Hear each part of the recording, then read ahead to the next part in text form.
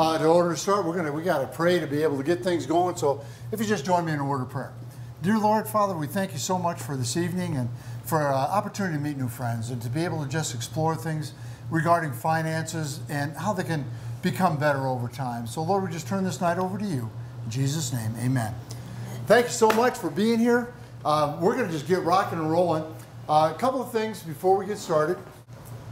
All right, if you got questions, you got to ask them, okay? Now, let's establish a little bit of a baseline. Let's leave any kind of concerns or worries about anything at the door. What I want us to do, because we have such a nice small group, I'd like us all to be able to just ask questions and not be shy. Because if you have a question, I guarantee you there's 500 people in the room that have the same question. So let's do that right off the bat so we don't have to wait 2 or 3 weeks before we get to know each other, and we'll go from there, okay? So ask as many questions as you like. Karen and I will be available on the breaks. Now, we're going to take one break each week. Try to do it right around 7:30-ish or so. But if you have a question that you'd like to ask, in other words, if you have a question that you'd like to ask but you just don't want to do it in a group, come on up and talk to us about it, all right? And we'll stay here afterwards and answer any questions that you have. We are here to help you. So don't feel like you're imposing on us. You're not. We want to be here to be able to help you. So don't be shy. Get over it at the door. Let's have some fun together. We're going to teach you something that's very simple. We're going to teach you how to organize all your finances. And part of that is what's called a budget binder. It's not rocket science. This is simple stuff to be able to do, but it's going to take you some work to get established in it. Now, this is mine and Karen's actual budget. This is what we've been living by for the last 8 weeks, or excuse me, 8 years, not 8 weeks. and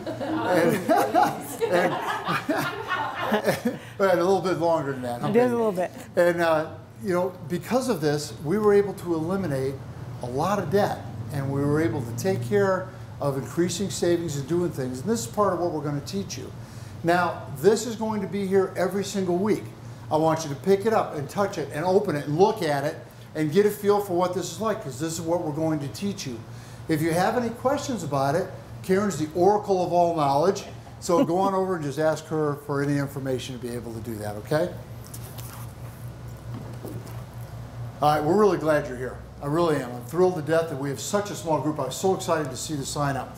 But I got to ask you, here we are. It's Tuesday night, 6:30, 8:30. I don't know what's on TV, but you could be doing other stuff than sitting in a class, you know?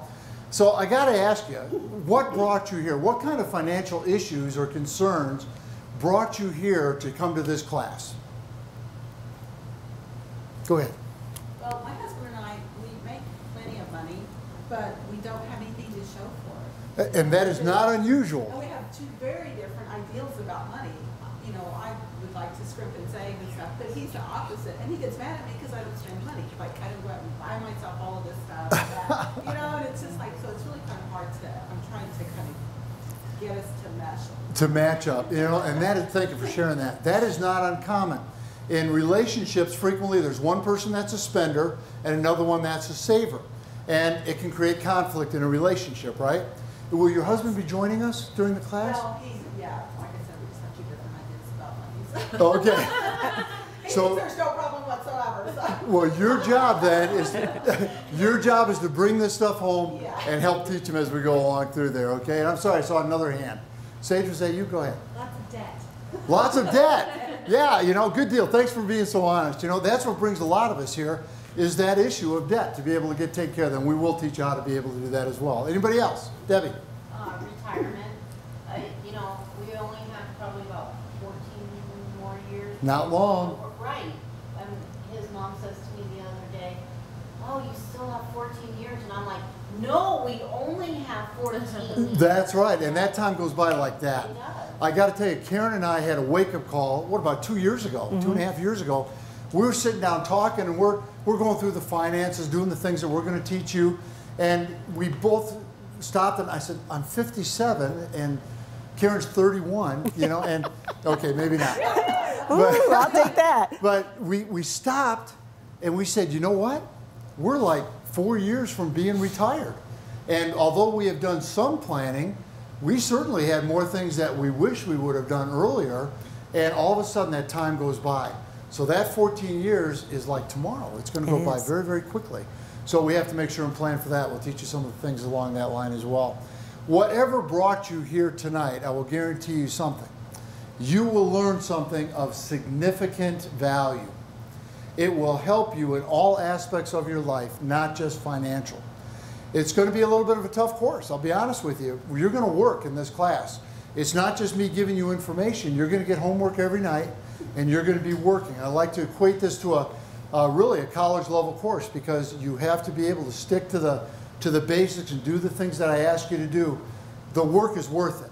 It's worth every minute of it. We have had hundreds and hundreds of families over the last 8 years that have come through this course. So yes, you're going to have to work, but ultimately it will be worth every minute of it. So please apply that, okay? You know, some of you have shared with me already tonight before we started the class that you're struggling in some areas financially. And I like what the Bible says in Jeremiah 29:11. It says this, "For I know the plans I have for you, declares the Lord," and that's plans to prosper you, not to harm you, to give you a future and a hope. And wherever you are in life right now, whatever's going on in your life, I encourage you to understand that you have hope. And this class will help you with the financial aspect, but we'll get through all that and take care of it, okay? All right, this class, I want you to challenge yourself. Here's some things that I'm going to ask you to do. I want you to be here every week. Do not miss. Be here every week. Now, if you're sick and you're not feeling well and you say, listen, I just don't want to share this, call me. I will schedule time to meet with you one-on-one before the next class. It's that important. You need to be here to get it, because each class builds on the next. So please try to be here every single opportunity. I'm going to start on time. I'm a military guy. I'm retired military. So by George, there's a time hack at 6:30, all right? We're going to get things rocking. But on the other hand, I promise to get you out of here on time every evening. I won't hold you any later than that. So if you could, as a benefit to the entire class, make every effort to get here on time. Got to do the homework. You got to do the homework. Now, when we assign you the homework, that's going to take some time to accomplish it. Now, please don't do this.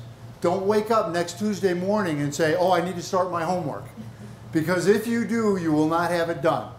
You got to start right away and work on the homework so that you're ready for it. So don't wait. Start on it right away. Don't quit. Don't quit. Over the last 8 years, about 86, according to our statistics, 86% of the people that start the class in the class, they're here for the whole thing. That's a pretty high percentage rate. I want you to be here. I want you to understand that the work is worth it. Don't give up. If you have questions, I'm going to give you my phone number before we end tonight. You pick up the phone, you call me.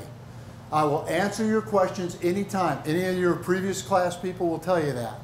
I am here to take care of you, so we're going to make sure that we get you through the class. We have what's called dessert night every single month. This is one of my favorite things because I'm a big-time chocolate guy. So once a month, we have a meeting right here in this office, very informal. And past graduates will come. You come in here, you have to bring chocolate. That's the entry fee, all right? That's where I get my fix. So you come in, we sit down. Karen and I are very informal. We're going to sit with you at the tables, and we're going to answer your questions and your concerns. And I'll tell you why that's important. Because even after you finish this 6-week class, I guarantee you you're going to have questions. You're not going to be done by any means. We are committed to being with you as long as it takes. I work with some families. Well, the Miller family, I've been working with them for 7 years now, yeah, and their children, and we work with people that become our friends, and that's what we anticipate happening with you. This is not just a 6-week class. We pat you on the back and say, boy, I hope it works. We're serious about getting you from wherever you are to wherever you want to be. So use us and abuse us appropriately, okay? Let me tell you why Karen and I are here. First and foremost, we have seen this work. We have seen this program change lives, and change it not for a short term, but for a lifetime. I wish I could stand up here and tell you that Karen and I have never had a financial worry in our life. Quite the opposite. We have made every financial mistake known to man. And you're going to hear about that. We're going to be very honest with you, very transparent. We're going to let you know that we made mistakes, and that's okay. But you know what? We learned from it. And this program that you're going through, we developed about 8 years ago. And we put it in place because we were in trouble. Karen and I found that we had in debt, we had over $23,000 in credit card debt about 8 years ago. We had a 33-foot fifth wheel that we owed big money on. I had 6 motorcycles that I was making payments on. Why did I have 6? Couldn't afford 7. Otherwise, I'd have had another. That's just the way it was. I'm a spender. That's the way. Every day of the week. I can't drive the blue one on Thursday. I got to have a different one to be able to work with. So please understand that we know what it's like to be in pain. We know what it's like to have struggles. But we also know the joy of being released from that. And that's what we're going to teach you how to do. Planning for retirement, taking care of debt, doing all of these issues will come together as we go through the class. Karen and I have been married for 38 years. This is the woman that's both sides of the rainbow to me, let me tell you. We've been married a long time. I was very fortunate, kind of like hitting the lottery with this one, let me tell you. And actually, she was my girlfriend in 5th grade. We've known each other that long. And I let her date a couple losers in high school so that she'd know how good she had it. And we got back together as seniors and got married. We have raised 3 sons. All of them are out of the house. Our eldest is 35. He just got out of the Navy and he's back at home right now, just getting to start his 2nd career as an electrician, union electrician here in town. So we're very excited about that. Our 2nd son is in the United States Air Force. And yeah, there you go. And he is right now in school, but he's stationed in beautiful, scenic Grand Forks, North Dakota. Whew. Just in case you ever wondered, that's where winter starts for the rest of the world. It is projected from there and goes out. Our 3rd son, Jared, is living in Kentucky right now. He just separated from the United States Army and is starting another career down there. Very proud of those boys, and you'll hear a little bit about them as we go through the course as well. So we are here because, like I said at the beginning, we know this works. My job is to be here for you. Karen and I will be there for whatever you need. Your job is to do the things that you have to do to meet the requirements of the course. If you don't do it, I'll come to your house. We'll be talking. No, I won't do that. I want to help you, and that's why I want to make it happen. There's some of you going, yeah, 5th grade. Check it out. 1967, 5th grade. That's our 5th grade picture. That handsome dude right there, that would be me with those ears. And this beautiful babe with the horn-rimmed glasses right there. I was styling. I knew this was the one for me right there. And we actually lived a couple blocks apart. We grew up, and I used to go over and take my bicycle over. She'd get on the back. I'd buy her ice creams, and we have that kind of a memory. I learned over time it was cheaper to just marry her instead of just keep buying. So that's where we went. So, yep, we're old, but kind of cool to have. Let me give you an overview of what we're going to do in this course. Here's what you're going to learn. First of all, this course is based on, we are a ministry, a Christian ministry. We're going to base this on 3 concepts: ownership, stewardship, and generosity. And we're going to do that from a biblical perspective. Understand that's the direction that we're going to go in. You'll learn some great things regardless of your background. Here's what you're going to learn how to do. First of all, we are going to teach you tonight how to communicate effectively in relationships. Why? Because we know that it's tough. It's tough. We've had some, shall we say, conversations about money in the past. And sometimes that can be very tough. We're going to try to help you navigate communicating effectively about money without creating conflict. Let me ask this question. How many of you are either in a relationship or married and your significant other is not here? Okay, so we have a lot of you that are in that situation. Here's the deal. If you can talk them into coming next week, do it. Tell them I'm not going to beat them up. I'm going to be nice. It's going to be good. But if they can come, it will help the relationship grow. If they can't make it, then what I want you to do is be able to translate this for them every time when you get home, because it's important to look at finances, both of you together. We're going to talk about goal setting this evening. It's going to be our 2nd hour. We're going to talk about setting goals, and let me tell you why. Many, many times people come in for counseling with me, and they're older, 50, 60, 70. We had a couple that were over 80 years old, and they came in, and I hear this all the time.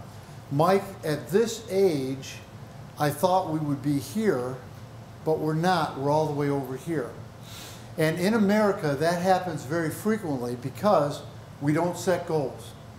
What I'm going to teach you to do is to look at your finances, the resources that you have, and be very intentional about sending them to the goals you want to have. If you want to retire at a certain age, you've got to tell your money to go somewhere so that you can retire. If you want to pay off your debts, you need to be able to say, look, I choose not to do this, this, and this, so I can do this, this, and this. But until you know what the goals are, you'll never get there. This entire class, I'm going to bring you back to goals. I'm going to bring you back to that. So we'll talk about that today. I'm going to teach you how to save for emergencies. Why? They're going to happen. We need to be ready for that. We're going to teach you how to create a very simple but in a very effective budget. My gracious, folks, when you get this in place, you're going to love it. I guarantee it. Eliminating debt. One of the key cornerstones of financial success is not having any debt. And to do that, you have to look at a financial plan with all different components involved in it, and we're going to teach you that. I want to talk about prepaying your home mortgage. How many of you have a mortgage that you're involved in right now? Oh, good, a large number of you. We're going to teach you how to retire that debt as soon as possible. We did that over the last 8 years of total focus on that goal. We were able to pay off our home about 1.5 years, 2 years ago, and that was very exciting for us. It was nice to do that. In fact, I thought that when we paid it off, they were going to send like musicians and people singing and, you know, dancing men and women and all that stuff. We got just a piece of paper saying, here you go. But still, it was cool to have that paid off. We're going to talk about a very important component of any financial plan, and that's generosity. I encourage you, no matter where you've been financially, to think about how, with the resources that you've been given, how you can bless other people with that, how you can help when your situation dictates, and I'll tell you why. It's more powerful for you than it is for them. You'll get a higher blessing out of that. We're going to talk about that journey as we go on through the class.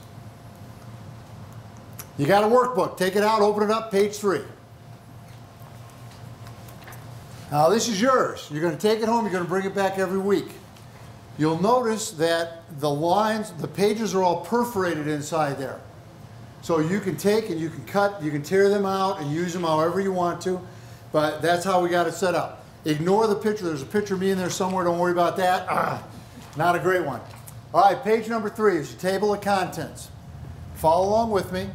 You are going to, I got to get to the page. Each week we have it broken down into exactly what we're going to cover for that week. You'll see that it builds on itself. Every single form that you need is going to be located right inside this booklet.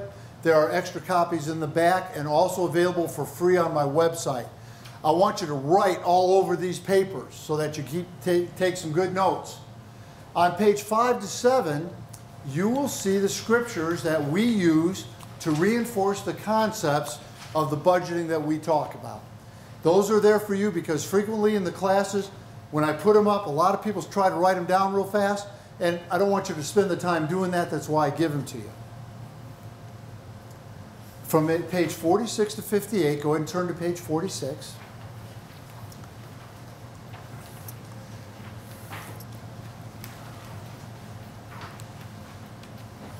All of these pages in the back are extra forms. Make copies of them. When you give you homework and you have to fill out forms, I encourage you to make an extra copy first. Use pencil because you're going to be erasing, but you always have those forms. And again, the website has all the additional forms you might need. Write, scribble, tear out, do whatever it takes to memorize what is going on, to think about what is happening. So feel free to do that. Take as many notes as you want. I went to great lengths, however, to make sure that I gave you as much information as I could so you don't have to spend all your time taking notes. I want this to be easy for you. Studies show that you're going to remember maybe 40% of what I say, but if you write it down, you can refer back to that later, okay? All right, roll up the sleeves, folks. We are going to get rocking. I love it. We're going to get going. Do you have any questions for me before I start? All right, turn to page number 9. Go ahead, Kimber. So we're in the middle, my husband and I, of doing the Dave Ramsey. Oh, very good. And and so I'm looking at this and a lot of, I notice it kind of follows along. All finances are exactly the same, but however, this is significantly different than Dave's. Okay, Significantly. okay, Much more application level. great. Okay? Other questions? Go ahead, you got one. No? Oh, wait. Okay, you'll wait. All right, that'll work. Ask it now. That'll work. Okay. All right, so you're on page 9.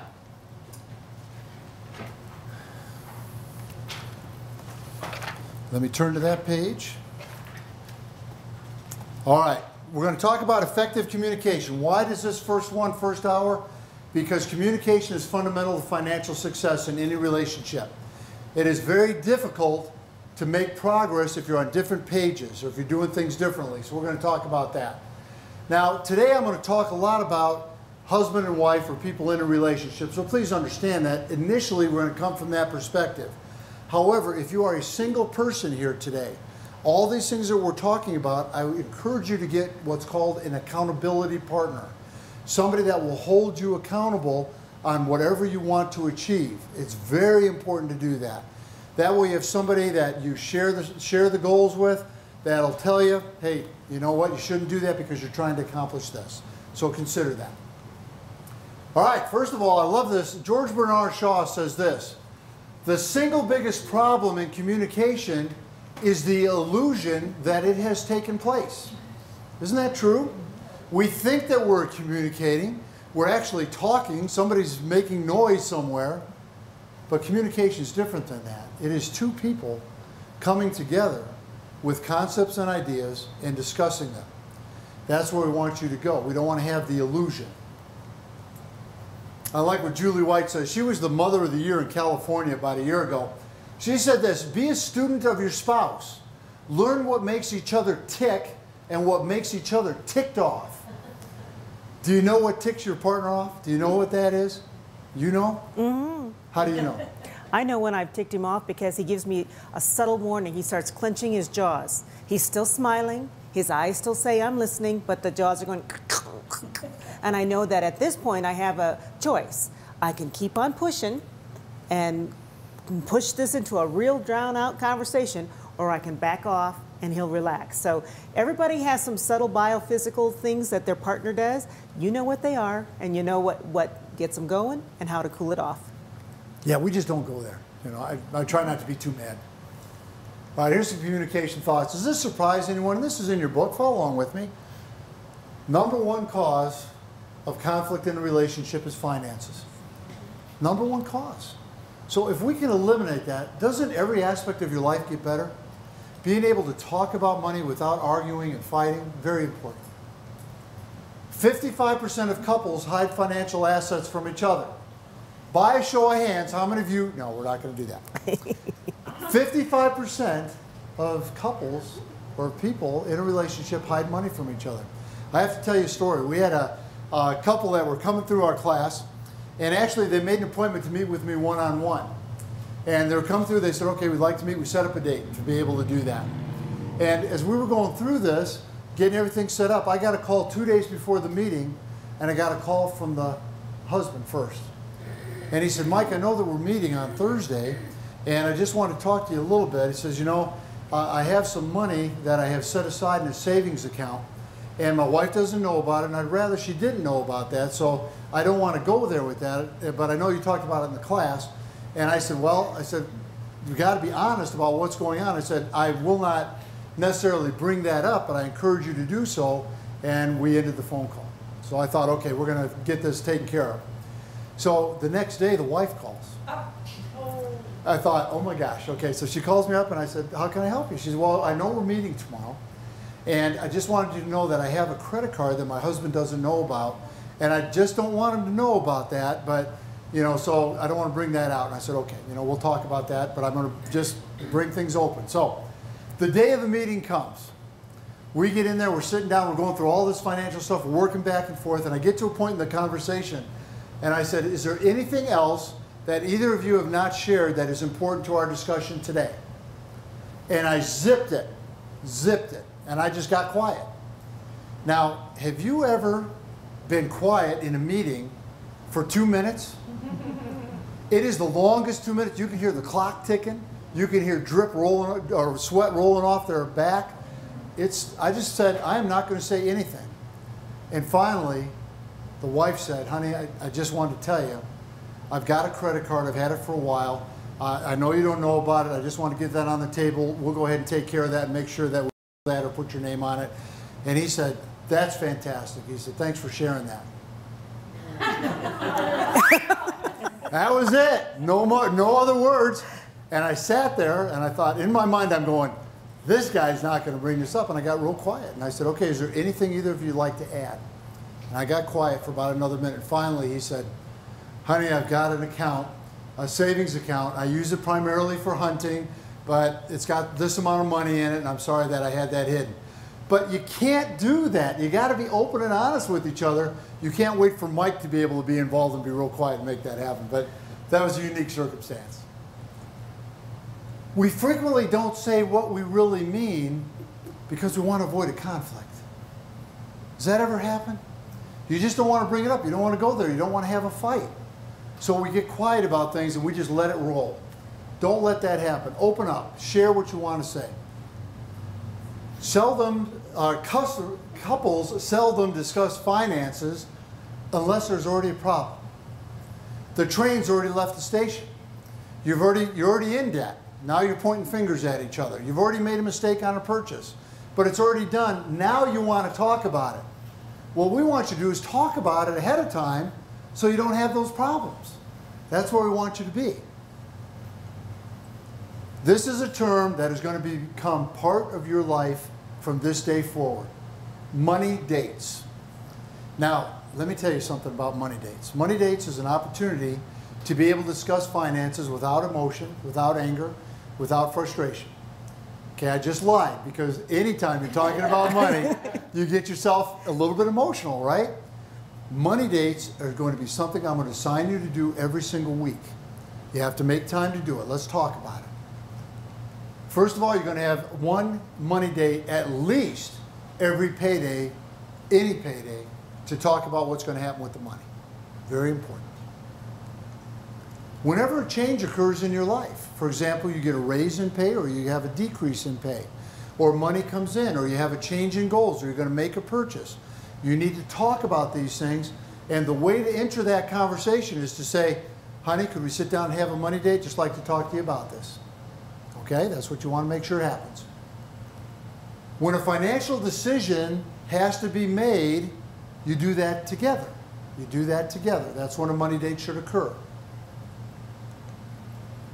Don't meet if you just had a bad day or you just paid bills. So if you come home at night and you're like, oh yeah, you want to have a money date? Yeah, let's do it right now.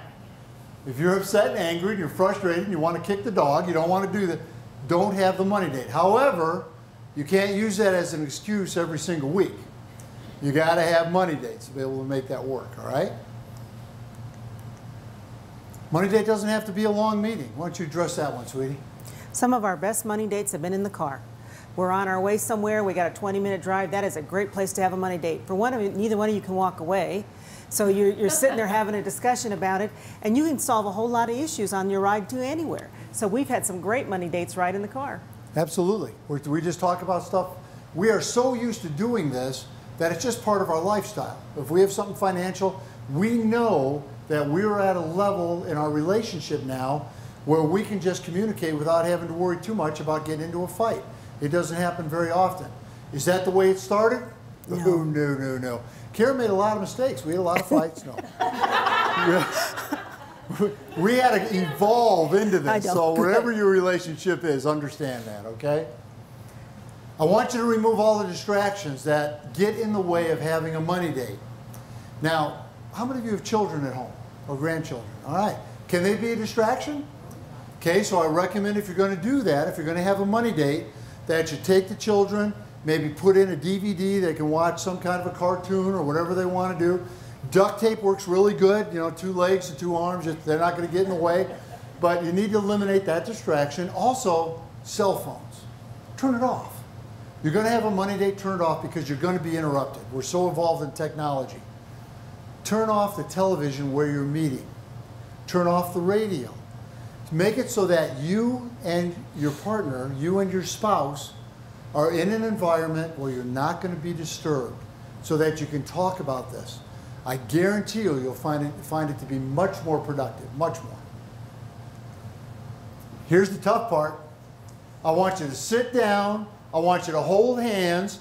I want you to look in each other's eyes, say, I love you, baby. Just let's talk about money. Now, how many of you have been in this relationship for more than a week?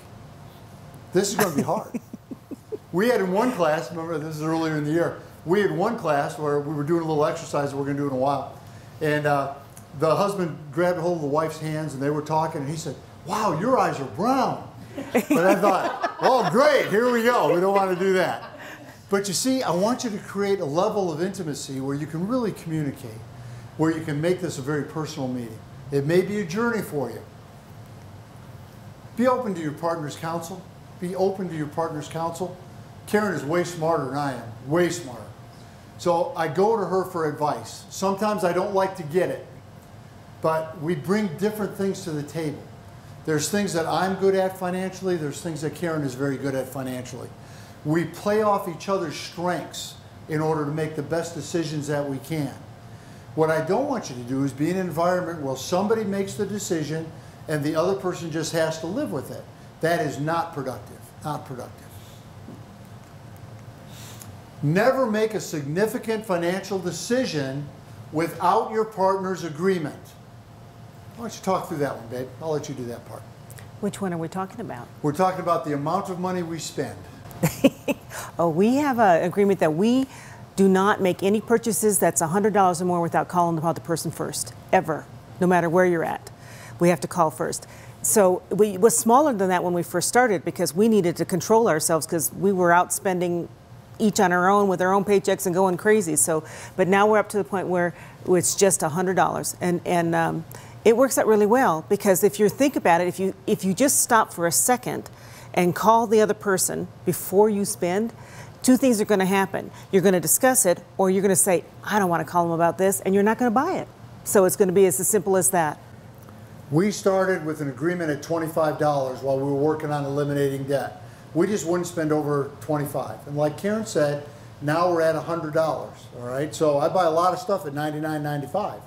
Yeah, it's okay. I just buy 3 of them, you know. It's okay to do that. But it makes a difference. I'll give you an example. Karen and I are goodwill people. I'm all about goodwill. I'm all about saving money, all right? So this one time I went to Goodwill and I walked in and they were just bringing out this hand-buffed homemade desk. It was beautiful. It was about 6 feet long. It was buffed. It had all dowels in it, if you know what that is. There's no nails or anything. It was beautiful. And I went in, and first thing I did is spit on my hand, put my hand on it so nobody else could get it. And I said, this is mine. You don't have to move it any further. And I said, how much is that? And it was like 150 bucks, I think. So I said, okay, hold on. And then I got to thinking, wait, Karen and I have an agreement, so before I bring this baby home, I better pick up the phone. I got one hand here, I'm dialing with the other hand. So I called her up, and Karen is always so diplomatic. And I said, honey, I got this beautiful table right here. It's so great, you're going to love it. It's all hand buffed, and it's beautiful, well made. It's worth a lot of money. And she said, okay. She said, where are you going to put it? I said, well, good question. I don't know. Let me think here. Okay, maybe I don't know where I'm going to put that. And she said, well, how is that going to impact our budget? Where's that money going to come from? I don't know. Okay, my hand's starting to come off the table a little bit. And before you know it, with her counsel, it put me in a position where I had to make a decision that that was not the thing to do at that time.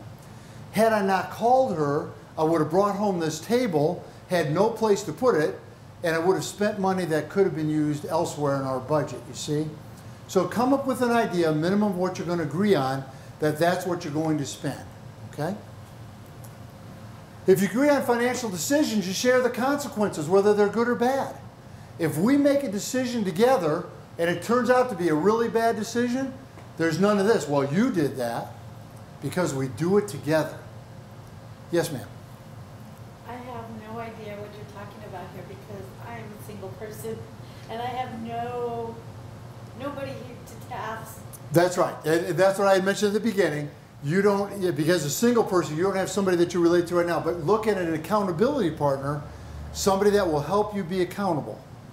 Okay? Somebody in your life that maybe a good friend or somebody. Here's what you don't want. You don't want to get your very best friend and you're going to tell them, look, I'm trying to save money, I'm trying to decrease my debt. But then when you come up 2 months from now and you say, look, I want to buy a new car, they say, go ahead and buy a blue one. Okay, that's not somebody that's going to help you, right? So your accountability partner should be somebody that'll help you. So these concepts will work in that relationship as well. Okay? Yes, ma'am. This all sounds wonderful and everything, but could you model this for us? Because, I mean, I can't imagine having this money date conversation with my husband. I kind of need to. On how a money date works? Yeah. Okay. It's not rocket science. The way that it starts off with is there's usually one of you will have something that's on your mind financially. It may be a purchase. It may be because a paycheck came in and you're not sure where you want to put the money. How much should be in savings? Should you put money in investments? There's always a topic. Whichever one of you finds that topic to be of importance, you just say, hey, honey, I've got something I'd like to talk to you about. Could we have a quick money date? Let's sit down and talk about it. And then you just sit down and do that. You make that happen. Then you start the conversation and then you talk about it together to make that decision. You'll learn a little bit more as we go forward on this, but that's all it is having a subject that is financial in nature that you want to be able to discuss. And once you start that process, it'll just happen. There's always something financial that you want to talk about, always. And even if it's just a payday, when money comes in, and this course will help you understand that, you need to know how to put that money into different categories so that you're spending it in a way that you want to, so that you achieve the goals that are important to you. Does that help? When you start having a money date, the emotion comes out of it. Yeah. So it's just like, okay, this bill's come in and we weren't prepared for this. How do you think we should pay for this? Where should it come from? And so, but now it isn't like, oh my gosh, I got this bill and I better just find a way to pay this and I'm not going to talk to him about it. It takes all the emotion out of it. It's right. just money. So just decide together and go forward. You bet. Debbie? Yeah, that's basically what I was going to say, because Jeff and I do that all the time. Like you said, if it's a raise, a bonus, an extra, let's say, bill that came up because of something out of the ordinary, like the water heater broke down or something. Right. You know, anything like that. Once, I think, maybe because you're not used to doing it, but once you start, it gets really easy. It's easy. And once the terminology is one that both of you use, then it's just an understanding. Hey, can we have a money date? Sure, let's sit down and talk. Do it in a car, like Karen said, then you can't get away. You know, just have a nice money date. Yes, ma'am. Do you usually wait until you make a budget to see how much that amount should be that you agree upon before you spend? Yeah, you're Yes. going to have to do that. You know, like right now, we had a guy and a gal that came through the class, and they said, cool, we're going to start off with $1,000 as our agreed upon money. No, we're not going to do that. This class, you'll understand that as we get closer to the end, Tricia. Okay. You absolutely, positively must learn to listen to each other, not just hear each other. There is a big difference in that. Listening is an active skill. Hearing is just what happens. When Karen's in the other room and she talks to me, if I'm not listening, here's what I hear. And I go, uh-huh, uh-huh. We're not Sometimes communicating. it's good to count on that. I'm just acknowledging, you know, we can do that. Listening is when you're paying attention and you're assigning meaning to what is being said. You're understanding it. That's why it's so important to remove distractions. Listening is a learned skill. So go to page 10. We're going to talk about that skill.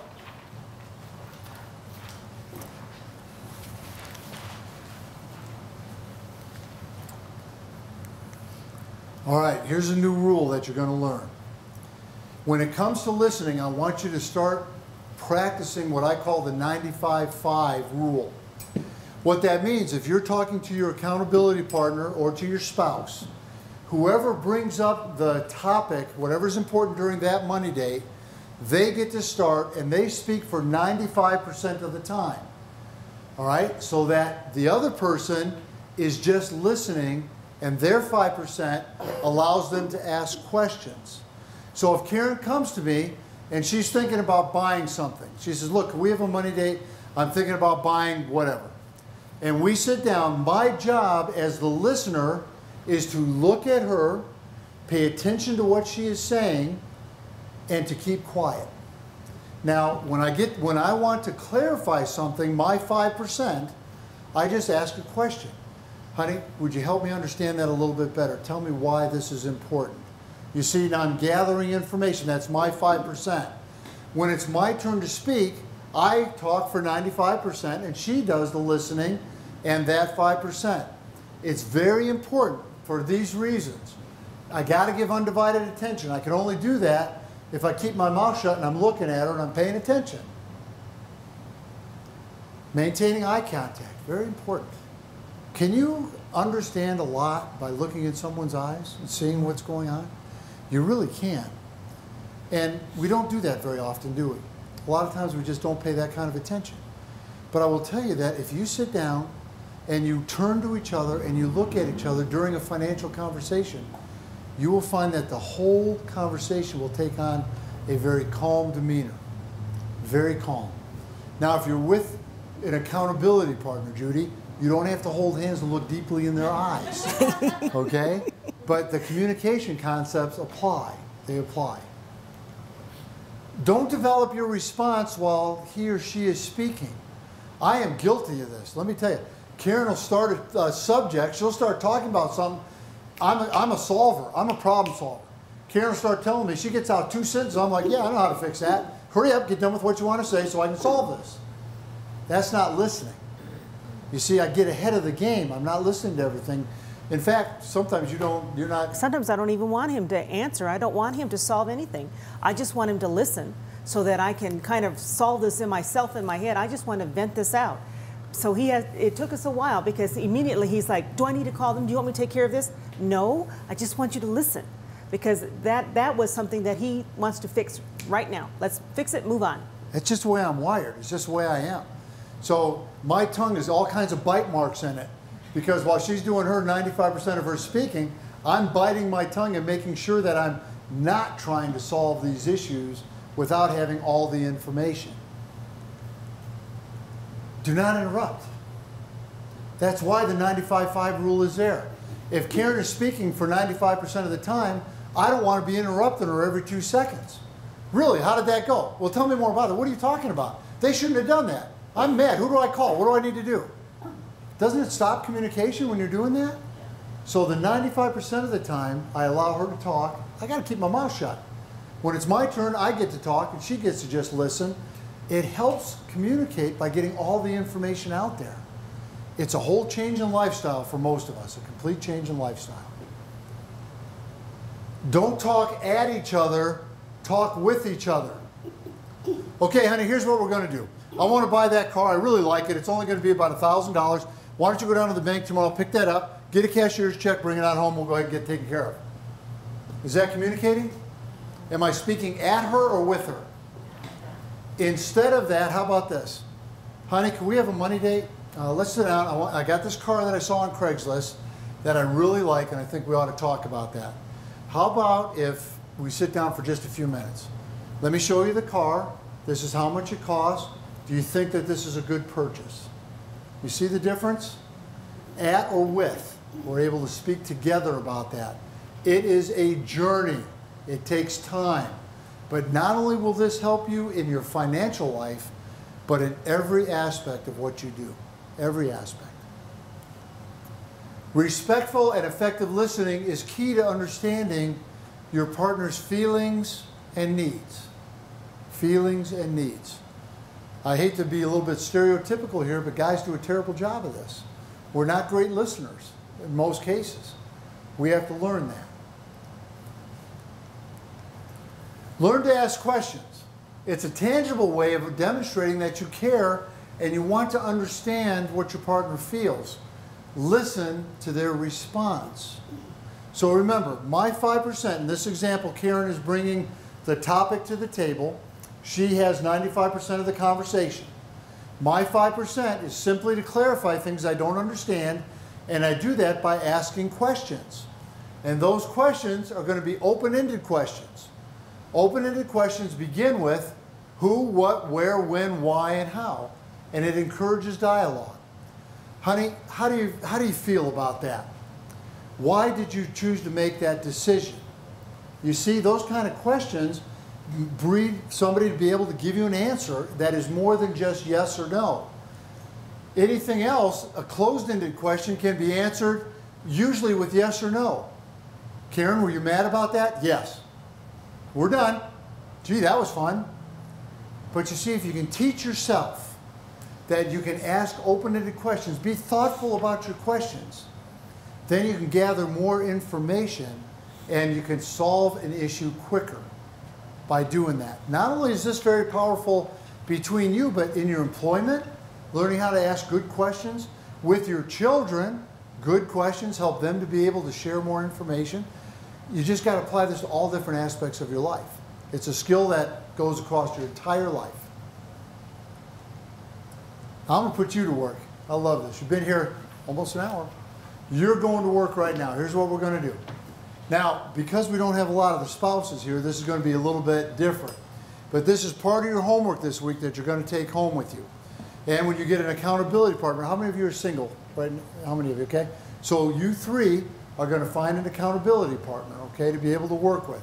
The rest of you are going to take this home and you're going to do this test with your spouse and how that works. So let's look at these questions here. First of all, if you're alone, you connect with another single, which a lot of you are already here single even though you're married. So this is going to be a different one than we normally do. Practice listening techniques and share answers to the questions about yourself. And here's the guidelines. I want you to practice listening techniques. We're just going to work with each other here as an example today. You don't have to hold hands and make eye contact because most of you don't have your spouses with you. The ones that do, of course, you two do that, okay? 95-5 rule is what I want you to apply. And here's the questions. I want you to ask this question. How do your parents handle money? How did your parents handle money? Just share how that was. What are your biggest challenges in communicating with me about finances? So in our example here, you might just focus that on yourself. What do you think is hard about you when it comes to finances? What are some things that maybe you have a blind spot about? Maybe you don't communicate very often when it comes to finances in some way or form. Think about that on how it impacts you. And then what is important about money in your life? What is important about that? And this is talking about what's important. For example, retiring, paying off debt, being able to send kids to college, whatever it might be, there is something that you want to use the tool of money to do. And that is what is important to you to make that happen. Now, this is very unique. I've never had a class where we have so many people that are here by themselves. So this is going to be a little bit different. So bear with me and understand this is just an example. You'll be taking this home and going through it this week. So just connect with somebody next to you if you would. Introduce yourself if you don't know that person. If you're at a table with three, one of you just come on over here by Judy. Yep. and do that. Darla, could I ask you to come over here and join Judy? Would that be okay? Those questions are in your book. All three of these questions are in your book. And get to know each other just a little bit. If you're in a relationship, you turn, face each other, hold hands, look each other in your eyes. Okay? But just answer those three questions briefly.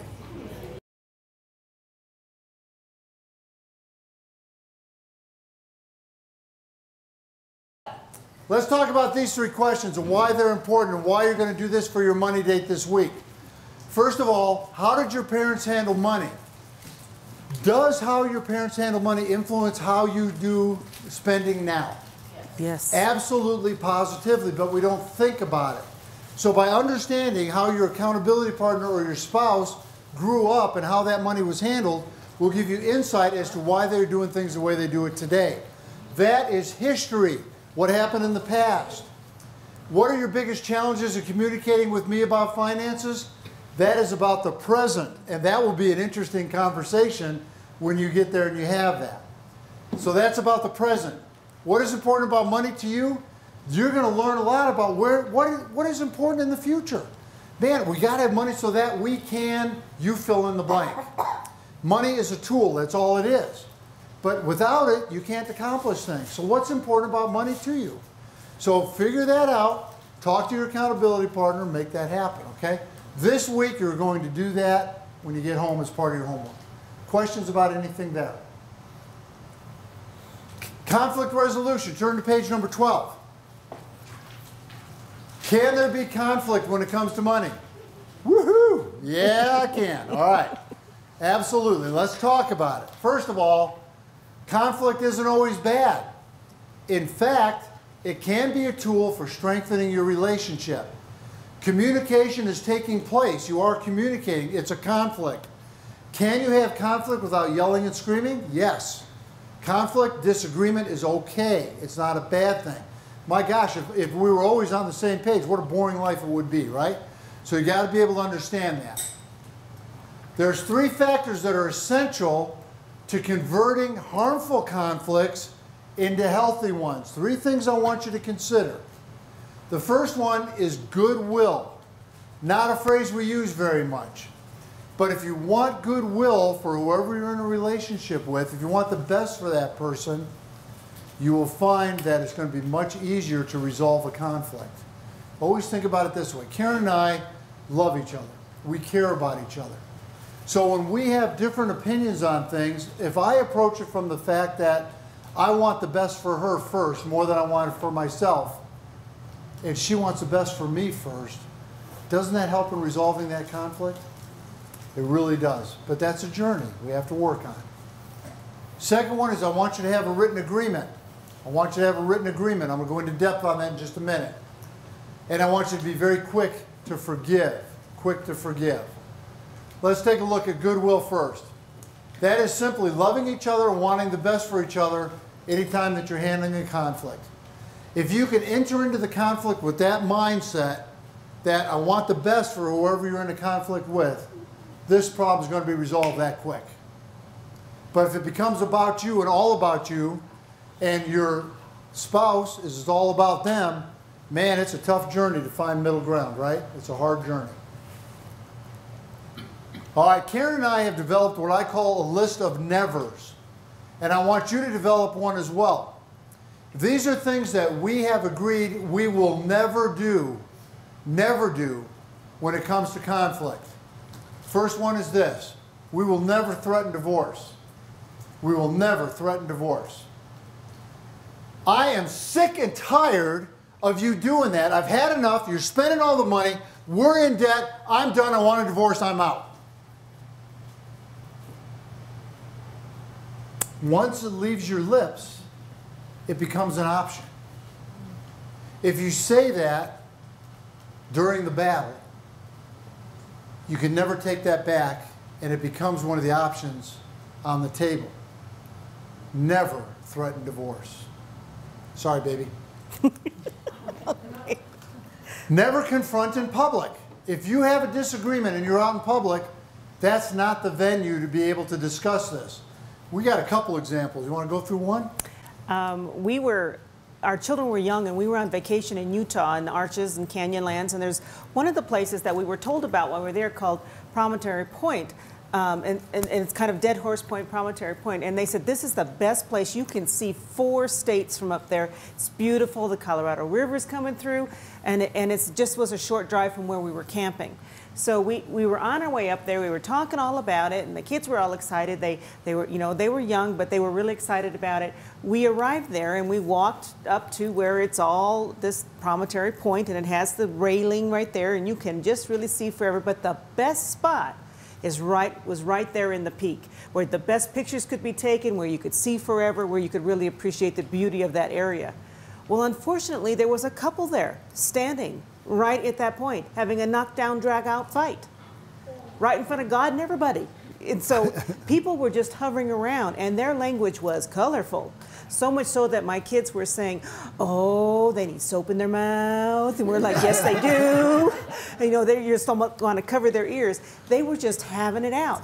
And everybody who wanted to get to that place to take the best pictures was hanging back, waiting for them to shift, to move. 20 minutes later, they were still at it. Just terrible. And it got to be that people slowly meandered away. So that whole experience was ruined because of somebody not realizing that they were confronting in public. The other thing is that one-sided cell phone call that we hear all the time. Somebody's having a knockdown, drag-out on the other end of the phone, and they forget that you can't. Well, sometimes you can hear the other side as well, but the thing is that they forget that you are listening to every bit of this conversation. So don't forget about the cell phones as well. Be cautious about that.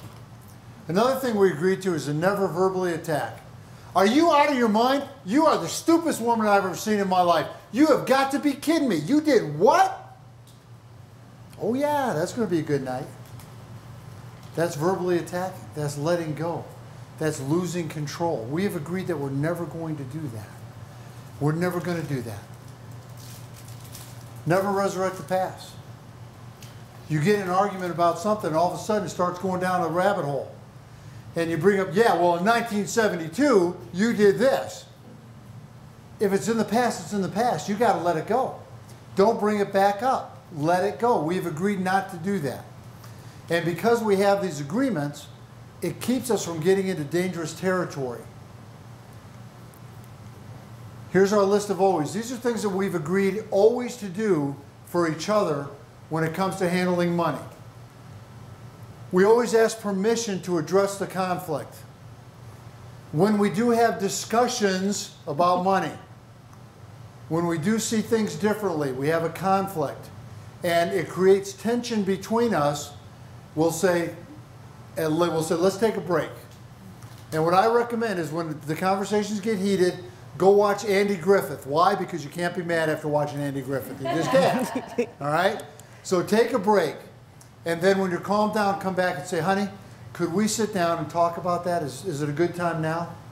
Do you see the difference? Do you see how it opens up a venue so that you can sit down together rationally and speak without arguing?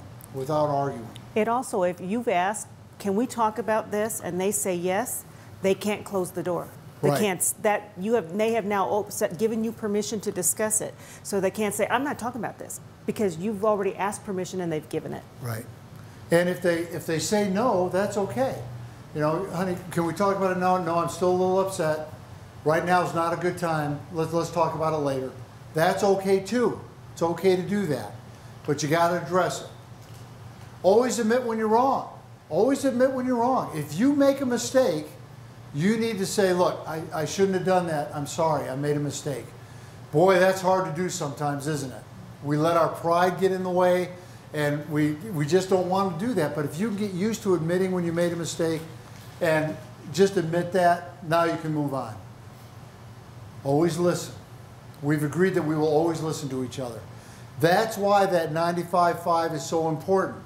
It puts you in a position where you can listen the very best. We've agreed to always stick to the subject. The electric bill is high. We've been running the air conditioner a lot. The bill's higher. I'm a little upset about it. We need to talk about it. I'm upset. During the conversation, I bring up things like, well, we owe money on the Visa card, and we shouldn't have bought that, and you went shopping, and you did. That's not sticking to the subject. Pick one thing for that money date, listen, talk, finish that concept, and then move on. Finish that situation and move on. Always deal with disagreements as soon as possible. Have you ever been so mad that you just didn't talk for a couple days? You get upset. You know, you walk around the house, there's icicles hanging from the ceiling, you know. And it's terrible and it's uncomfortable. Don't do that. As soon as you can, ask for permission to talk about it. Sit down and do it. Don't dwell on it. Don't let it go for, I would encourage you not to let it go for an overnight. I try to get it done before the end of the day. And I certainly don't recommend you do it for a couple days at a time. Try to resolve it as soon as you can. Always decide on a plan together. We talked about that before.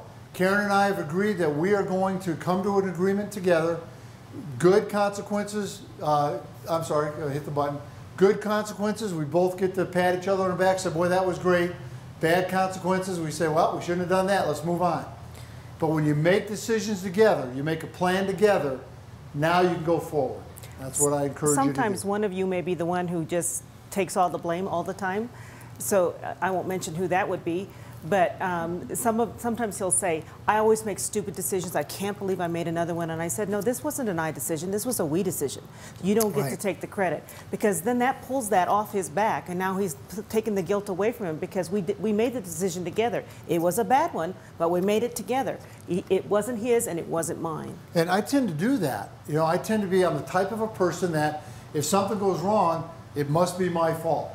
You know, and I'm just being transparent with you. That's the way I am.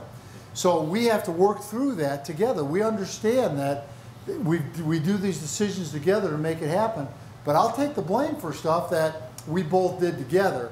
It's just the way I'm wired. And we all have to understand how God made us and what our makeup is so that we don't always take the blame for everything or don't always project the blame to somebody else automatically. Does that make sense? Okay. I would just throw one more thing in there about always admit when you're wrong. This really applies with your children as well. Yeah. You know, sometimes we overreact with a consequence or a discipline or, you know, when Mike threatened to ground our son for a whole year, I was like, whoa, that means he's with us every day. So let's not go there. But if you have made it something and you were in error even with your children, it is up to the person who made the error to admit that he was wrong, even with your children, because you are setting a great example for them to show that when they are an adult, it is imperative that they always admit that when they're wrong. All of these skills can be applied to various places, children especially. My gracious, think about the difference in your relationship with your children, especially teenagers. They tend to get quiet sometimes or kind of isolate or whatever. If you can learn these skills and use it with them, it'll change your relationship with the children. It will. Forgiveness. Oh boy, this is a tough one. Be quick to apologize. Be quick to apologize. Be sincere in your apology so that you can be forgiven. Be quick to do that. You know, let me give you an example. All right, yeah, I'm sorry, okay? I'm sorry I did it. Let's move on. Is that an apology? No. No, that's just getting something done. But if I said, Karen, you know, I'm so sorry that I did that. I shouldn't have done it. Can you forgive me? You see the difference? You see how that works? Let me tell you, that's hard. I wish I could tell you this is easy, but it's not. But if you can mentally prepare, think about it before you say it, you can avoid a lot of conflict. Apologies are very important in any relationship. You got to forgive as if it never happened. If Karen comes to me and she apologizes, or if I go to her, once we forgive that, we forgive and we say, all right, that never happened. Does that mean you forget it? No, because you can't forget everything. It might be there, all right? But you don't bring this back up. You don't dwell on it. You let it go. You do the very best that you can. These are skills that are fundamental to effective communication. It's very important. Never resurrect the past. We just talked about that. If I forgive for something, I don't bring it back up in an argument, and Karen doesn't either. If we go there, we stop. We say, look, we've agreed not to do this. And we don't go to that area. Did it take us time? 8 years. And we're still not perfect, but it's better than it's ever been. That's what we want you to do, is take a step at a time and move forward. Boy, this is easy to say, but this is hard to do. This is hard to do. A little bit of a summary. We talked about goodwill, listening, and forgiveness. Guys, this is so important. This is so important. You got to make sure that you understand that all of these things combined are skills that you work on. When do you start working on them? In about 35 minutes, because that's when you're going to be done with tonight. But you got to start thinking about it. Learn these skills, review these forms, and go over it, okay? Do you have any questions about where we are communication-wise so far? Give you some food for thought, huh? Makes you think a little bit differently. All right, we're going to move on to goal setting on page 13. Now, please understand, I need to find somebody that's a woodworker that'll make me a soapbox. Because sometimes I want to get on my soapbox and do this. So pretend that I usually would get up on a chair, but since it's that high, I ain't doing it. All right, now, please understand this and don't forget it. Every single thing you do in this course when it comes to budgeting, everything that we talk about, should be focused on your goals. What is important to you in this life? What do you want to accomplish? Never is financial decisions made in isolation of what is important to you. So if you tell me that you want to send your kids to college, if you tell me you want to retire at 55, if you tell me that you want to be able to pay off your debt or pay off your home, if that truly is important to you, if that is a goal, then everything you do in this class is to send money to that to accomplish those goals. If you do that, when you come back to visit me and you're 70 and I'm 103, when you come back and visit with me, you'll say, look, we accomplished that. That is what the budget is about. That's why you manage money effectively, is to be able to accomplish your goals And as Christian people, for us to be able to give more, to be able to help others, to be able to do those things. What is important to you? So you're going to write out some goals. And I'm going to challenge you all the time in this course to go back to those goals and use that as you budget. It's so important. And we don't do that as Americans. We live paycheck to paycheck. Oh, I got money left. Woo, it's been a good month. And then all of a sudden, retirement is 3.5 years away or 14 years away. And you're not there yet. I don't want you to ever do that. So let's talk about goal setting. I love what Yogi Berra said. He said this: if you don't know where you're going, you're probably not going to get there.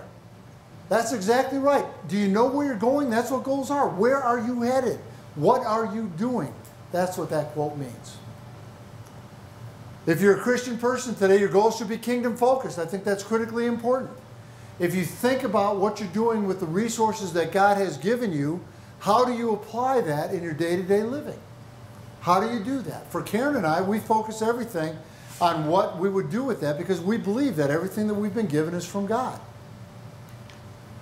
Randy Alcorn wrote a book called The Treasure Principle. Has anybody read it? Anybody read that book? It's a wonderful book. A couple of you, good.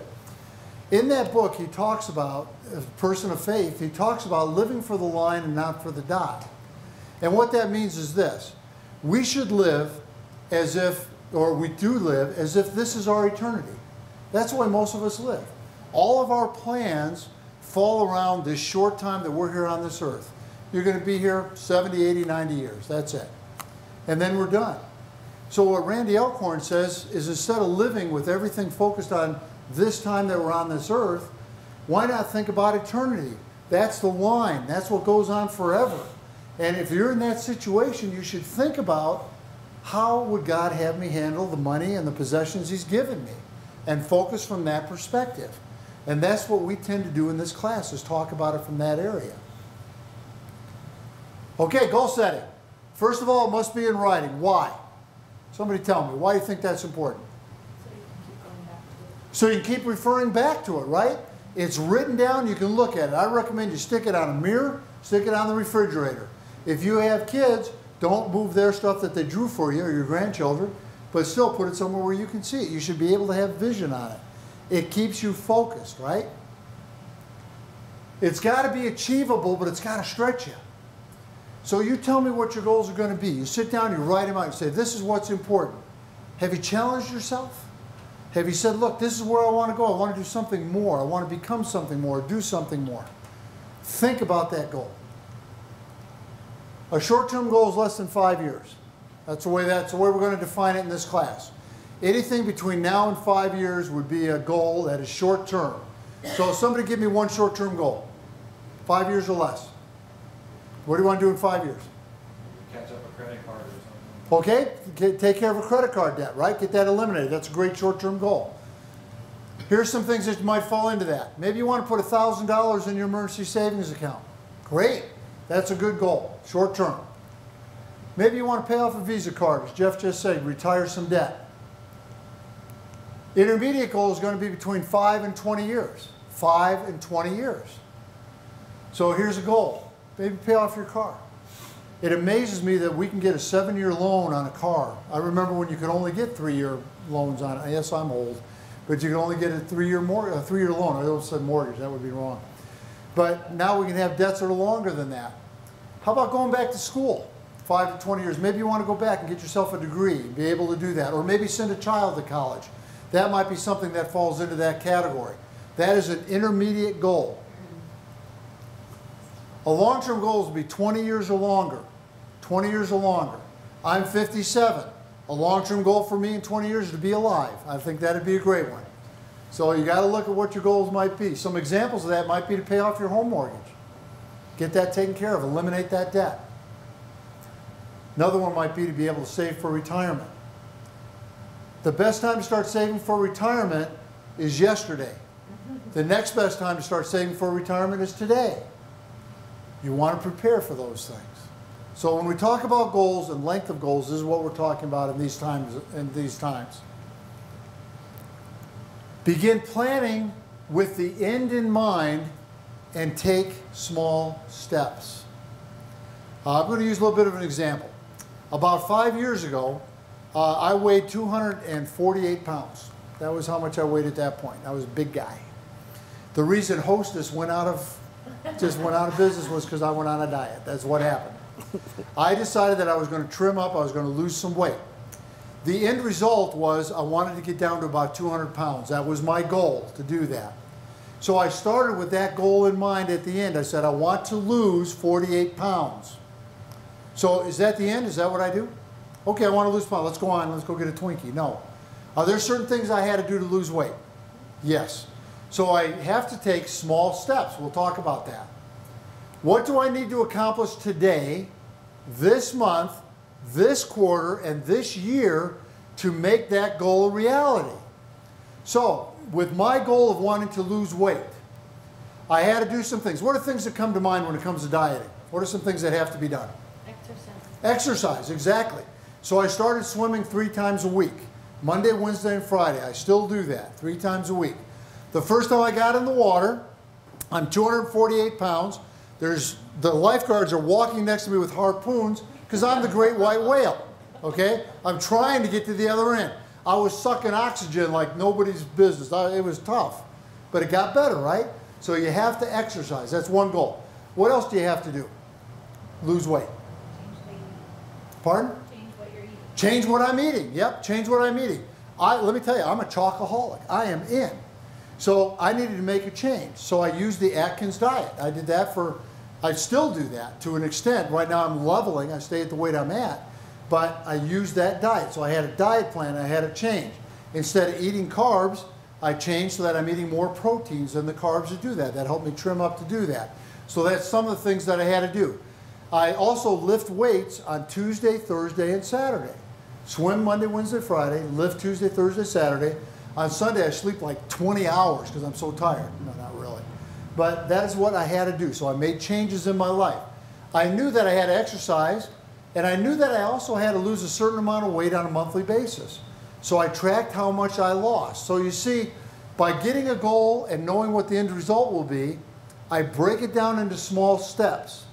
And that's what you're going to be asked to do this week as part of your homework, to break things down and establish your goals. All right, page 14, creating goals. Now, there's 4 categories, 4 important items that come to mind when our criteria that are always important in your goals. First of all, it's got to be a realistic goal. If you tell me I want to be the first woman on Mars, probably not realistic, okay? So it's got to be something that is realistic. It's got to be a specific goal. Specific. It has to be measurable, something that you can really assign progress on, and it's got to be something that's time certain. So we're going to talk about each of these areas one at a time. A realistic goal. To be realistic, a goal must be something you are committed to. You must be willing and able to work towards its accomplishment no matter what it takes. Your goal is probably realistic if you truly believe that it can be accomplished. My example again. Realistic. When I first started, I said, okay, how much do I think I can lose? And I went through different things with myself. Can I lose 20? Can I lose 10? Should I focus on more? What do I do? So I had to come up with a number that I said, I can do that. I'm committed to losing this amount of weight. You got to be willing and able to work towards it. Was it important to me? Yes, to do that. Is your goal going to be important to you? I hope so. I hope that whatever you write down is something that is so important to you that you're willing to do whatever it takes to accomplish it. And did I believe that I could do it? Absolutely. I believed without a doubt that I could make that happen if I could be to do it. So it's got to be realistic. It's got to be specific. A specific goal has a much greater chance of being accomplished than a general goal. A general goal would be get in shape, but a specific goal would be join a health club and work out 3 days a week. That's what I had to do. I had to be very specific about what I wanted to do. I knew how much weight I wanted to lose, and I knew what I had to do to make that happen. I wrote it down. I wrote it down so I could look at it every single day and monitor what I was doing. That's how important that goal is. It's got to be measurable. To determine if your goal is measurable, ask questions such as how much, how many, how will I know when it's accomplished? So a great example of that, using my situation, I knew that I had to lose 3 to 5 pounds every month. I had to lose 3 to 5 pounds. That's measurable. I can get on that scale and look at it and say, okay, you're in the parameter, or you need to get back on that diet, whatever it takes. If I wanted to pay off a debt like Jeff was talking about on the Visa card, you take how much you owe and say, look, if I want to retire that debt in 3 years as an example, how much more a month do I need to commit to paying off that debt? That's how you know it's measurable, is what do you need to do to make it accomplishment. It's got to be time certain. A goal should be grounded within a time frame. If you want to lose 10 pounds, when do you want to lose it by? Someday won't work, but if you anchor it with a time frame, for example, by May 1st, then you've set your mind into motion to begin working on the goal. So I set a target, and I said that over the next 2 years, I want to lose this amount of weight. I knew exactly when I wanted to do it. You have to have an end date in mind, whatever that might be. So as you're thinking about your goals, come up with when that goal is going to be accomplished and work towards that. Questions about those 4 areas? Oh, you guys are easy. Okay. All right. Yes, ma'am. Do you find that it's harder for perfectionists to try to create goals? Well, welcome to my world. They're afraid they won't be able to achieve Yeah, them. very much so. So how would you overcome that? You just have to understand how you're wired. If you're a perfectionist, you got to understand, and I am. He is. I am my own worst enemy because everything's got to be perfect when I do it. I'm just that way. But you got to give yourself some grace and allow yourself to understand that, listen, there's going to be some things that are not in control of. I am absolutely a perfectionist. When I set my mind on something, I tend to accomplish it. But that can be a downfall. So be realistic about setting it. If you're a perfectionist, we tend to set goals quicker, more critical, higher goals. Don't do that. Give yourself a break. You know, make that happen. I could have said, I want to lose 48 pounds in 3 months. You know, that'd be how I would approach it. But let me tell you, 24 months was a lot easier. A lot easier. Good question. Anything else? Okay. Let's take a look at it. Here's the goal. So this is an example, okay? Here's a goal. I want to increase my emergency savings account. Is that a good goal? Mm-hmm. Yeah, it's a good goal to increase it, but is it detailed enough? No. Probably not. Okay, that's very general. So maybe we can make this a little bit better. Well, I'd like to have $1,000 in emergency savings. Are we getting better? Yes. Yeah, a little bit better, right? So we're looking at, we have a goal, we have a figure that we're going to work at. I think that's good.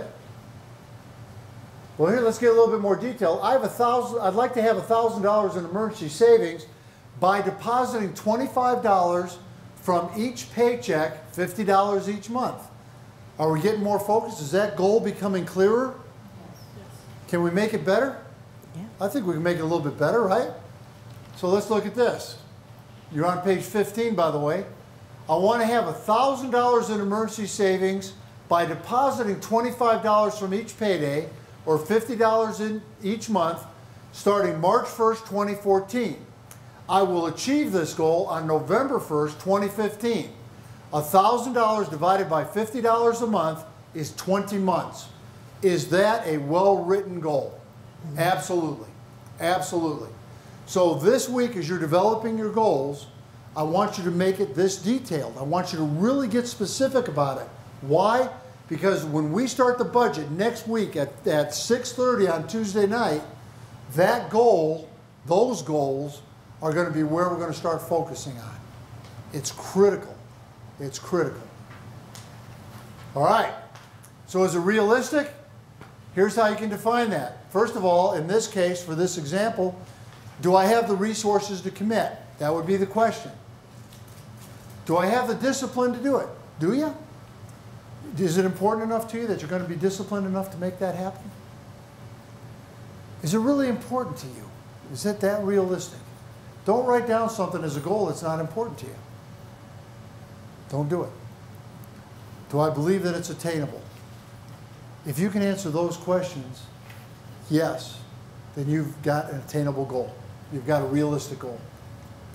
Is it specific? Well, in this case, we said $1,000. It's very specific. We're going to do $25 a payday or $50 a month. Oops, that's very specific, isn't it? Very specific. Is it measurable? Well, did I put $25 in this payday? Yes or no? That's how I can measure my progress. Is the money accumulating, or am I just pulling the money out every month? If it's not accumulating, then you're not measuring it appropriately. Are you making mistakes? If you are, how do you get back on track again, right? Am I tracking my progress? In other words, in this case, when you're looking at $1,000 in savings, you should be able to look at your bank book and say, look, I'm making progress. I'm on track. I'm making it work. That's how you can tell if something is measurable. Is it time certain? Hey, I'm going to achieve that goal on November 1st of 2015, which will be in 20 months. That is time certain. Your goal should be time certain. Might it change later? Yeah, it might change. You know, if I got to the end of my 24 months and I hadn't lost the weight yet, does that mean that I just quit and go back to the Hostess Twinkie diet? No, I keep going. I work on it. I change the goal a little bit.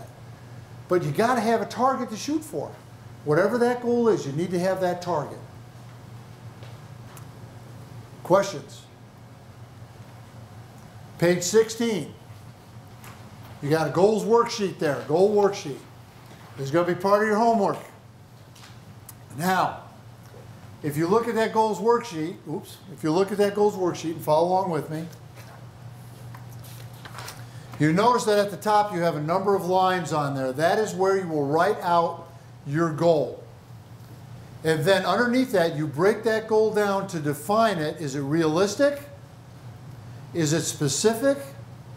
Is it measurable? And is it time certain? And what I'm doing here is I'm asking you to think differently about goals. I'm asking you to really be detailed about it, probably for the first time in your life.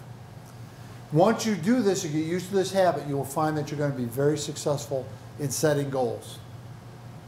Now, I've given you one form in here. Make copies. There's more in the back, but you're going to have more than one goal, right? Okay? Is there a question I can answer before we go into the all-important homework? Yes, ma'am. If you have things that should be accomplished, several goals, do you like take one, concentrate on it, and then go to the next? Yes. I'm sorry, let me make sure I understand. Are you saying can you do multiple goals at the same time? Yes.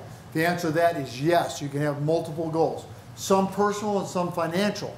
For example, you might say I want to put $1,000 in savings and I want to lose 10 pounds. Those are two goals that you can work on at the same time. It just depends in the financial world on what you can do financially for the goals at your current budget. That's only the limiting factor that you have. Good question. Other questions? Yes, ma'am. Should we start with your short-term goals? I am going to cover that in just a second. Okay. Okay? And then how many would be too many? Because I don't want to get overwhelmed. You're not going to be overwhelmed. I'll do that as we do the homework, so I'll make sure. Good, Sherry. Thank you. Can you have more than one financial goal? You can have 1,000. You can have as many financial goals as you want. I just asked you to pick some that are going to be very important. So let's talk about that. Great questions. Here we go. First of all, here's your homework. Oh, let me hand these out. We even got your homework right at the top of the thing right here. See, we got everything written out for you, so you don't have to worry about it. Your homework's right here. Everybody take one. It's at the front of your top of your table right there. Each of you take one and pass them around. And I've also given you another copy of the communications breakout that we did earlier to give to your spouse or your accountability partner. So each of you have an extra copy of that. So you're going to have a money date. Use the questions on the communication breakout exercise. So I've given you an extra copy of that. You are going to sit down with your spouse or with your accountability partner. By the way, if you're single, look for somebody this week. Also, please understand, if your accountability partner or your spouse wants to come next week, please, please, please encourage them to come. Please, please, please. Talk to your husbands in this case and say, please come with me. Because this class is more powerful as a couple. It's okay to be here single, but you got to do extra work when you get home. But if you can make that happen, please do it. And let them know that this is not an abusive environment. We're going to be nice, we're going to have fun, and we're going to get things done. That's right, I'm not yelling at you or doing that, okay? But after next week, and also if you'd like to, if this week, if you have friends or family say, look, you really ought to come to this class, if you want anybody to do that, next week is the cutoff. They can come next week, but after that, they can't come to the first, after that because they'll lose track. They won't know where they are. But invite people, call us and let us know so we have enough books. Develop your written agreement using always and never statements. Remember the ones that Karen and I had? Never threaten divorce, always ask permission, those kind of things. You can use ours, that's fine. But you should develop some of your own. You should sit down and say, look, these are things that we're committed to as a couple that we're going to make happen. And these are things I'm committed to my accountability partner that we're going to do. It is that important that I want you to spend time on it this week, okay? Next week, you're going to share that with us.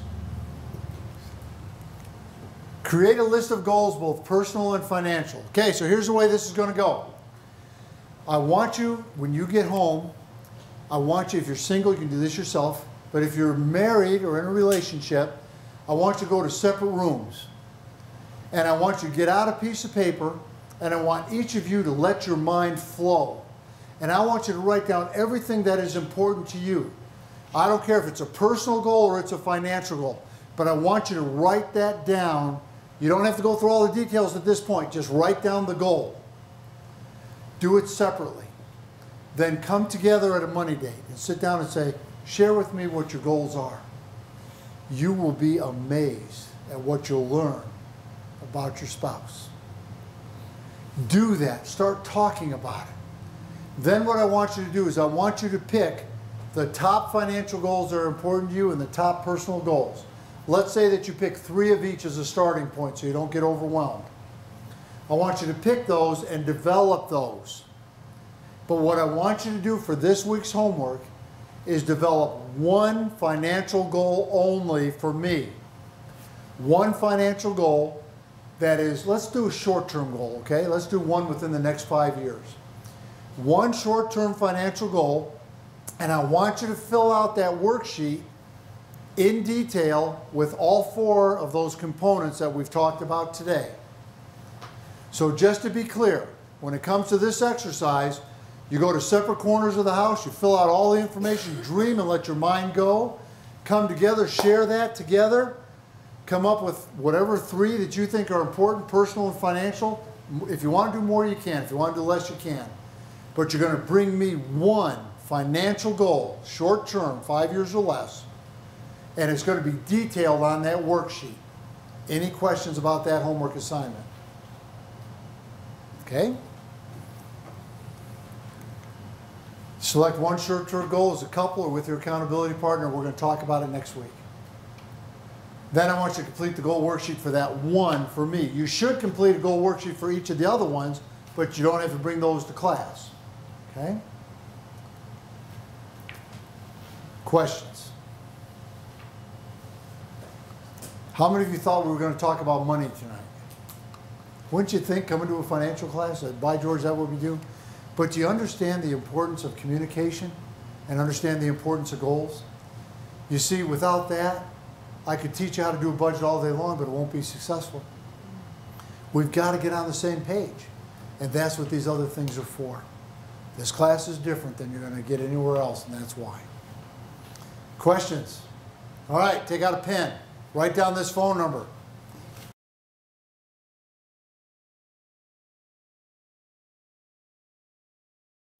But guys, please understand this. We are serious about this. We're not just up here to get you through a course. That's not what we're about. We want you to be successful. In order to do that, you've got to have some kind of a safety net out there to do this. There's no such thing as a stupid question. If you get into a bind, last week I must have got 15 phone calls from the class we teach on Monday nights. Great, I love it, because it means that you're paying attention. Call, let me help you, all right, to do that. As we get done with this class, as we go through the class, if the situation dictates that you need to meet with me one-on-one, I'm in. Call, we'll get you on the books to be able to come in and meet with me. Now, here's the way that this works. My schedule usually works about 2 weeks out. We make every effort to get you in as soon as we can. So a lot of the times we can answer those questions over the phone, but if we can't, we'll try to get you in here. How much does that cost? Homemade chocolate chip cookies. That's the price. Anything that you'd like to bring. You see, we're serious about this. We're here to help you. Please, please take advantage of it. Don't get lost in the course. And don't quit, okay? Any final questions before we let you go? Gotta pray, baby. Any final questions? All right, let's pray. We'll let you get back to the day. Dear Lord, Father, thank you for our time together tonight.